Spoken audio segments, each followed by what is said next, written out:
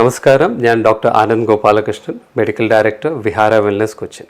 എൻ്റെ ക്ലിനിക്കൽ പ്രാക്ടീസിൽ ഞാൻ ഏറ്റവും കൂടുതൽ എൻകൗണ്ടർ ചെയ്യുന്ന ഒരു ക്വസ്റ്റ്യനാണ് എന്താണ് നമ്മൾ കഴിക്കേണ്ടത്, ഏത് സമയത്താണ് കഴിക്കുന്നത്, എന്ത് അളവിലാണ് കഴിക്കുന്നത്.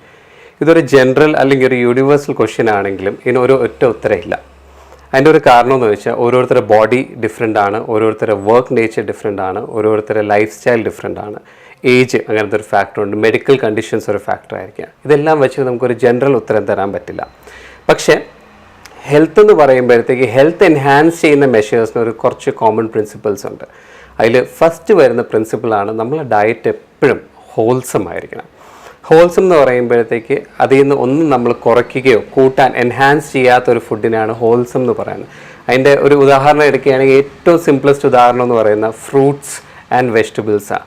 ഫ്രൂട്ട്സിൻ്റെ എക്സാമ്പിൾ തന്നെ എടുക്കുകയാണെങ്കിൽ നമ്മൾ ആസ് എ മലയാളി നമുക്കുള്ള ശീലം എന്ന് വെച്ച് കഴിഞ്ഞാൽ ഭക്ഷണം കഴിഞ്ഞിട്ട് ഒരു പഴം കഴിക്കുക, അല്ലെങ്കിൽ ഭക്ഷണം കഴിഞ്ഞിട്ട് ഒരു കുറച്ചുകൂടെ നമുക്കൊരു ഡിസേർട്ടിനെ പോലത്തെയാണ് നമ്മൾ ഫ്രൂട്ട്സ് കഴിക്കുന്നത്. പക്ഷേ നമ്മൾ ഫ്രൂട്ടിനെ ഒരു മീലായിട്ട് കൺസിഡർ ചെയ്ത് കഴിക്കുകയാണെങ്കിൽ നമ്മുടെ ബോഡിക്ക് പോസിറ്റീവായിട്ട് വേണ്ട പ്രീബയോട്ടിക്സ് കിട്ടുകയും നമ്മളെ ഗട്ട് ഫ്ലോർ അത് എൻഹാൻസ് ചെയ്യാൻ അത് സഹായിക്കും. അതിന് ഏറ്റവും ഐഡിയൽ ടൈം എന്ന് പറയുന്നത് ബ്രേക്ക്ഫാസ്റ്റ്. സാധാരണ രീതിയിൽ നമ്മൾ ബ്രേക്ക്ഫാസ്റ്റ് എന്ന് പറയുമ്പോൾ രാത്രി ലേറ്റായിട്ട് കഴിക്കുകയും രാവിലെ എഴുന്നേൽക്കുമ്പോൾ കഴിക്കുന്ന ഫസ്റ്റ് മീലിനെയാണ് ബ്രേക്ക്ഫാസ്റ്റ് എന്ന് പറയുന്നത്. പക്ഷേ നമ്മൾ ബ്രേക്ക്ഫാസ്റ്റ് കഴിക്കാൻ എലിജിബിൾ ആവണമെങ്കിൽ നമ്മൾ ഫാസ്റ്റ് ചെയ്തിരിക്കണം. ഫാസ്റ്റിങ്ങിൻ്റെ മിനിമം സമയം എന്ന് പറയുന്നത് ഒരു മിനിമം 12 മണിക്കൂർ തൊട്ട് 16 മണിക്കൂർ വരെ.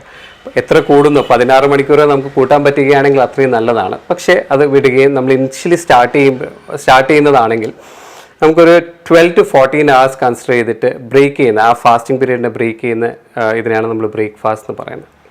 അപ്പോൾ ബ്രേക്ക്ഫാസ്റ്റ് നമ്മളൊരു സംഷ്യസ് ആയിട്ടുള്ള, കളർഫുൾ ആയിട്ടുള്ള, റിച്ച് ആയിട്ടുള്ള, ഈ ആൻറ്റി ഓക്സിഡൻസ് നിറഞ്ഞ്, ഫൈറ്റോ ന്യൂട്രിയൻസ് നിറഞ്ഞ്, ബയോ എൻസൈംസ് നിറഞ്ഞ ഒരു ഫ്രൂട്ട് ബൗൾ നമുക്ക് കഴിക്കാൻ സാധിക്കുകയാണെങ്കിൽ അത് വളരെ ഒരു നല്ലൊരു ചേഞ്ച് ആയിരിക്കും നമ്മുടെ ലൈഫ് സ്റ്റൈലിൽ നമ്മൾ വരുത്തുന്നത്.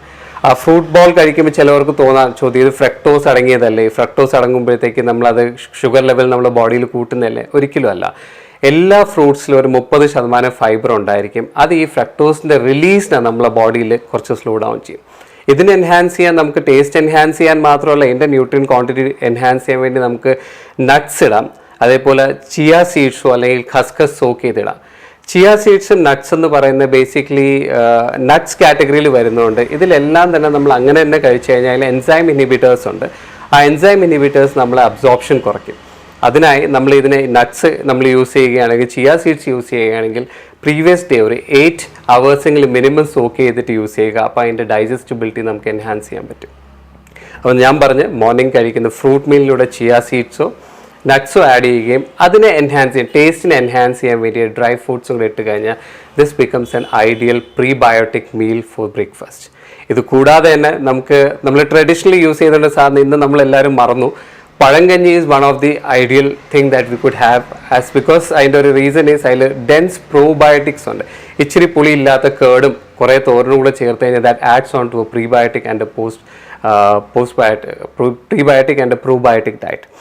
അപ്പോൾ നമ്മൾ ഡയറ്റിൽ ഈ പ്രീബയോട്ടിക്കും പ്രോബയോട്ടിക്കും എൻഹാൻസ് ചെയ്യുന്നതിൻ്റെ മെയിൻ റീസൺ ഈസ് ഗട്ട് ഫ്ലോറയുടെ ഫംഗ്ഷൻ കൂട്ടുകയും ഗട്ട് ഫ്ലോറയുടെ ഫംഗ്ഷൻ ഇമ്പ്രൂവ് ആകുമ്പോഴത്തേക്കും നമ്മുടെ ബോഡിയിൽ പോസിറ്റീവായിട്ടുള്ള മാറ്റങ്ങളും എനർജി ലെവൽസും വരും. ഈ ആദ്യം പറഞ്ഞ ഓപ്ഷൻ ഫ്രൂട്ട്സ് ആൻഡ് വെജിറ്റബിൾ അങ്ങനെ തന്നെ ഉൾക്കൊള്ളാൻ പാടാണെങ്കിൽ we Malayalis are basically blessed with so much delicacies that can be made with vegetables. നമ്മൾ ഓത്തൻറ്റിക് അല്ലെങ്കിൽ ക്ലാസിക്കൽ ഫോം ഓഫ് നമ്മളെ thoran, classical form of avial അല്ലെങ്കിൽ പുഴുക്ക്, കൂട്ടുകറി, ഇതെല്ലാം തന്നെ ന്യൂട്രിയൻ ഡെൻസ്ഡ് ആണ്. പക്ഷേ റൈറ്റ് വേയിൽ കുക്ക് ചെയ്താൽ മാത്രം. ഇന്ന് നമ്മൾ ഇതിനെല്ലാം കുക്ക് ചെയ്യുന്നത് വെസൽസ് മാറി. പണ്ട് എർത്തേൺ വെസൽസിൽ കുക്ക് ചെയ്തുകൊണ്ടിരുന്നത് ഇപ്പോൾ പോറസ് ആയെന്നാൽ അതിൽ മോയ്സ്ചർ കണ്ടന്റ് ഉള്ളത് ലോ ഫ്ലെയിം കുക്കിംഗ് ആണ് നടന്നുകൊണ്ടിരുന്നത്. അതിനാൽ ഈ പറയുന്ന വെജിറ്റബിൾസിൻ്റെ ഗുണങ്ങളൊന്നും കോംപ്രമൈസ് ആകുന്നില്ലായിരുന്നു. അതേപോലെ അത് ഒരിക്കലും ഓവർ കുക്ക്ഡ് അല്ലായിരുന്നു. ഇന്ന് നമ്മൾ ഈ തോരൻ്റെ ഈ രീതിയിലുള്ള പ്രിപ്പറേഷൻ മാറ്റുകയും നമ്മളിപ്പോൾ മെഴുക്കുവരട്ടിയിലേക്ക് പോവുകയും ചെയ്തപ്പോൾ അതിൻ്റെ ന്യൂട്രിയൻ പ്രോപ്പർട്ടി വളരെ കുറയുകയും ചെയ്തു. രണ്ടാമത്തെ ഒരു കാര്യം, നമ്മൾ ഈ വെജിറ്റബിൾസ് ഉച്ചയ്ക്ക് ഉണ്ടാക്കുന്ന വെജിറ്റബിൾ റീഹീറ്റ് ചെയ്ത് കഴിക്കുമ്പം അതിൻ്റെ ഗുണം കുറയുകയും ചെയ്യും. അവിയലിൻ്റെ കാര്യത്തിലൊക്കെ നിങ്ങൾ പ്രത്യേകിച്ച് ശ്രദ്ധിക്കുകയാണെങ്കിൽ avial is one of the best food that has good fibre amount. പക്ഷേ അത് ഓവർ കുക്ക് ആവുകയോ അല്ലെങ്കിൽ വെന്തുടയാൻ പാടില്ല. ഇതിൽ വേറൊരു കാര്യം കൂടെ ഞാൻ ഇവിടെ മെൻഷൻ ചെയ്യാൻ ഉദ്ദേശിക്കുന്നതെന്ന് വെച്ചാൽ, നമ്മൾ സാധാരണ തോരനൊക്കെ ഉണ്ടാക്കുമ്പോൾ നമ്മൾ ഉപ്പ് ആദ്യമേ ചേർക്കും. ഉപ്പ് ആദ്യമേ ചേർക്കുമ്പോൾ നമുക്ക് കാണാൻ പറ്റുന്ന ഒരു കാര്യം എന്ന് വെച്ചാൽ ഈ വെള്ളം വലിയുന്നത് കാണാം. ഒരു സിമ്പിൾ എക്സാമ്പിളിന് ഒരു കുക്കുംബർ കട്ട് ചെയ്ത് നമ്മൾ വയ്ക്കുകയും അതിൽ ഇച്ചിരി ഉപ്പ് ഇട്ട് കഴിഞ്ഞാൽ അതിൻ്റെ മൊത്തം വെള്ളം ഊർന്നു വരുന്നത് കാണാം. ഈ പ്രോസസ്സിൽ എന്താ നടക്കുന്നത് വെച്ചാൽ ഓൾറെഡി ന്യൂട്രിയൻസ് ലീച്ചായി പോയി. അപ്പോൾ നമ്മൾ കുക്കിംഗ് മെത്തേഡിൽ ഉപ്പ് ആദ്യമേ ഇട്ട് കഴിഞ്ഞാൽ ഈ ലീച്ചായി പോകുന്നതിനാൽ എന്താ പറ്റുന്നത് വെച്ചാൽ നമ്മൾ കഴിക്കുന്ന ഫുഡിൽ ഈ നേരത്തെ കട്ട് ചെയ്ത വെജിറ്റബിൾസ് അത്രയും ന്യൂട്രിയൻസ് ഉണ്ടാവണമെന്നില്ല. അപ്പോൾ ചേർവകളെല്ലാം അവസാനം ചേർക്കുകയും എല്ലാവരും ഇപ്പം പറയുന്നുണ്ട് വെളിച്ചെണ്ണ കുറച്ച് ഉപയോഗിക്കണം, വെളിച്ചെണ്ണ കൂടുതൽ ഉപയോഗിക്കണം എന്നുള്ളൊരു കോൺസെപ്റ്റ്. ആ കോൺസെപ്റ്റിൽ കംപ്ലീറ്റ്ലി പോകുന്നില്ല. പക്ഷേ വെളിച്ചെണ്ണ ഉപയോഗിക്കുകയാണെങ്കിൽ ലാസ്റ്റ് ഈ കുക്ക് ചെയ്തതിന് ശേഷം മേലിൽ കൂടെ ഒഴിക്കുക. That will enhance the flavour and also add on to positive fats in your diet. ഞാൻ ഹോൾസം ഡയറ്റിനെ കുറിച്ച് പറഞ്ഞപ്പോൾ തന്നെ അതിൻ്റെ കൂടെ ഏറ്റവും ഇമ്പോർട്ടൻ്റ് ആയിട്ടുള്ള കാര്യം വേറെ ഒന്നുള്ളതെന്ന് വെച്ചാൽ ഇപ്പോൾ ഏറ്റവും കൂടുതൽ ക്ലിനിക്കൽ ഇതിൽ കാണുന്ന എൻകൗണ്ടർ ചെയ്യുന്ന കാര്യം എല്ലാവർക്കും വൈറ്റമിൻ ഡെഫിഷ്യൻസി ഉണ്ട്. ഈ വൈറ്റമിൻ ഡി എന്ന് പറഞ്ഞാൽ സൂര്യപ്രകാശത്തിൽ നിന്ന് നമ്മളെ ബോഡി സിന്തസൈസ് ചെയ്ത് എടുക്കുന്നതാണെങ്കിലും എന്തുകൊണ്ടാണ് നമുക്ക് ഈ വൈറ്റമിൻ ഡി ഡെഫിഷ്യൻസി ഉണ്ടാകുന്നത്? അതിൻ്റെ ഒരു കാരണം ഞാൻ നേരത്തെ പറഞ്ഞ പോലെ തന്നെ നമ്മളെ ഡയറ്റിൽ ഈ പ്രീബയോട്ടിക്സും പ്രോബയോട്ടിക്സും കുറയുന്നത്, അതേപോലെ നമ്മൾ ഈ ജങ്ക് ഫുഡ് കഴിക്കുന്ന, പ്രോസസ് ഫുഡ് കഴിക്കുന്ന, ഇതെല്ലാം തന്നെ ഒരു റീസൺ ആവുന്നുണ്ട് വൈറ്റമിൻ ഡി കുറയ്ക്കുന്നതിന്. അത് കൂടാതെ ഒരു റീസൺ എന്ന് വെച്ചാൽ നമ്മളെല്ലാവരും ഇപ്പോൾ ക്ലോസ് സ്പേസസിലാണ്, ക്ലോസ് എൻകൗണ്ടേഴ്സ്, ഓഫീസിനകത്ത് നിന്ന് കുറേ നേരം വർക്ക് ചെയ്യുന്നു, പുറത്തുള്ള സണ്ണിനുള്ള ഒരു എക്സ്പോഷർ കുറവായതുകൊണ്ടും കൂടെയാണ് വൈറ്റമിൻ ഡി നമ്മുടെ ബോഡിയിൽ കുറയുന്നത്.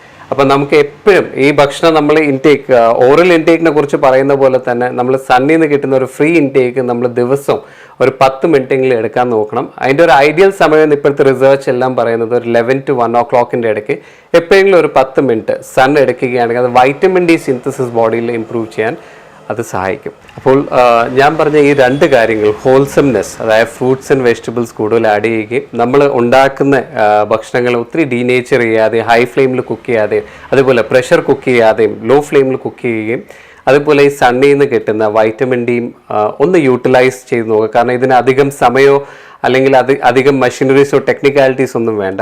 എന്നിട്ട് നിങ്ങളെ ഹെൽത്തിൽ വരുന്ന മാറ്റം ഒന്ന് ശ്രദ്ധിച്ചു നോക്കുക. Thank you.